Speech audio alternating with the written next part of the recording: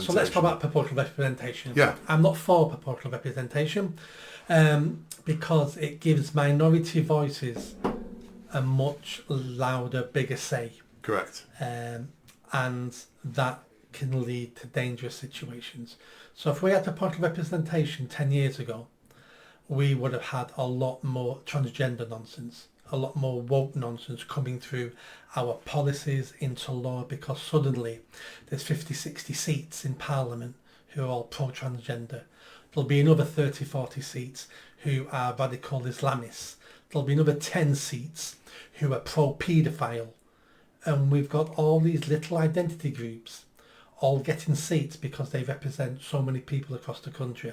You could even foresee a criminal group. I know all politicians are criminals, but you could even have people saying, well, we need to represent ex-cons in Parliament. Where do you stop the breaking down of the narrative of the people you're trying to represent? Well, I would agree with you if we didn't see that it works in Europe, because most of the European countries have a form of proportional representation. And my question for that is, where does it work?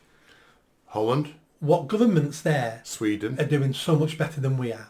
Holland. Sweden's whole problem of mass immigration and Malmo and their capital becoming no-go areas is all because of proportional representation in their parliaments. Yeah. That's what allowed all this to come in. Yeah.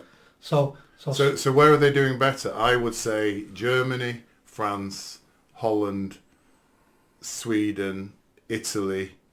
Now we're seeing it in Spain as well. The reason I think they're doing better is the more conservative parties are starting to come through now. We're starting to see new parties arrive there, which wouldn't get a footing in the UK, but are starting to get significant footing and starting to, what I think, rectify the errors that we've seen happening. And my views what errors are. Obviously, this is a personal view, isn't it? Some of the issues that you're seeing Europe now reacting to immigration, basically, aren't you? And they're able to react quicker than we are because they have the ability to allow smaller parties to flourish. The reason we're now 5 years behind every other country in Europe, and where I would argue we're 5 years behind America, because I think we all know where America's going to go as well. So that's why I think we're now seeing in Europe people reacting to the EU, reacting to immigration, but they're far more fleet of foot than we are. I would completely disagree with that. What I would ask you to do is think about the reason why proportional representation is That's easy for you to say. It's popular now on the right is because at this moment in time it benefits us. Yeah. But a decade from now it won't benefit us, and all of a sudden we would have all the woke lefty Greens all with more power than they should have. Our system doesn't work well at the moment. That is undisputable. Yeah. The reason why it doesn't work well is the quality of our MPs. Yeah. It's got nothing to do with the system. It's the quality of our MPs.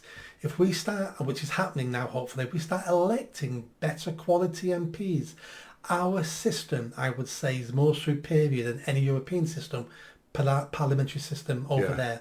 Anyway, we could have proportional representation today, but the quality of our MPs at the moment would be being probably a bigger mess than we are now. Which means that first past the post doesn't work currently for our electoral system. That's what you're basically saying. No, what I'm saying at the moment is first past the post works, but the game doesn't work when you've got poor players. Yeah. And we just keep electing poor players. That's beginning to change. Correct. So I think we need to have some. It doesn't have to be total proportional representation. It needs to be a form of proportional representation. We're both having difficulty saying it. But that will reflect whatever life is going to throw at us. Because obviously, first past the post works with good politicians. It doesn't work with bad politicians. And now look at the mess we're in. No system works well with bad politicians. Yeah. So that's why I don't think our system is the issue. It's the quality of our MPs. But you've already said you believe Reform have won this election, but you also acknowledge that the fact they've got 4 million votes and haven't got 71 seats is scandalous. And I think a lot of people think I don't think it's scandalous at all. I just think it's the game they're playing. They entered the game knowing the rules, and that was the outcome of the game. What they will do now is they will work on their strategy of how to increase that number, which they will do. Yeah, I think they're going to do two things. They're going to work on strategy of how to increase the number, which is all to do with the dynamic with the Tory party. And the second thing they're going to do is lobby for proportional representation. And the Greens will join them in that. Yeah. Any government in power is the only people who can change policy for proportional representation. Once you're in power, you don't need proportional representation. It damages you. So no government ever in power Yes. will implement proportional representation. The only thing I would say about that is Brexit happened because of the pressure of Nigel Farage and UKIP. Great point. That's how it's done in our country. You have a left wing, you have a right wing. I know those terms don't mean much anymore now. Yeah. And what we do, if we want representation, is we have to lobby one of the groups. Yes. And we have to convince the group this is the way to go. That's exactly what UKIP did. UKIP only ever won one seat. Yeah. And changed Douglas Carswell. and changed the country dramatically with one referendum that they forced, that nobody wanted to hold, and they forced a referendum. And so now they've got 6 seats.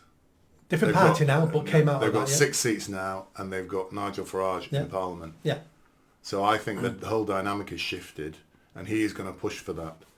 And there's going to be, if you think about it, going back to those numbers, there's going to be 6 million people, 6 million electorate supporting that, which are the Greens and Reform. And I'm not a fan of the Greens, by the way, but I feel, even though the Greens, I don't like the Greens, don't like the policies, disagree with most of the policies, I think the views of 2 million people should be represented properly in Parliament, which is democracy for me. The Greens' views Yeah. are promoted by every single party in the UK, apart from Reform. Yeah. So Greens have been overrepresented for the last 30, 40, 50 years in Parliament. Yeah. All this crap has come out of the Green Party. Yes. So they are represented. No, but 2 million people voted for them. Well, yes. And I want to support those people, Nick. Well, those people are being supported by the Labour Party, the Tory Party, the Lib Dems, the Greens, and probably some other smaller parties. They're all supporting the Green voter. Did you enjoy that video? I think you did. Come on now, hit that bell, subscribe, comment. Let's build this channel. I need more followers. I need more subscribers. Be part of the journey. See you soon.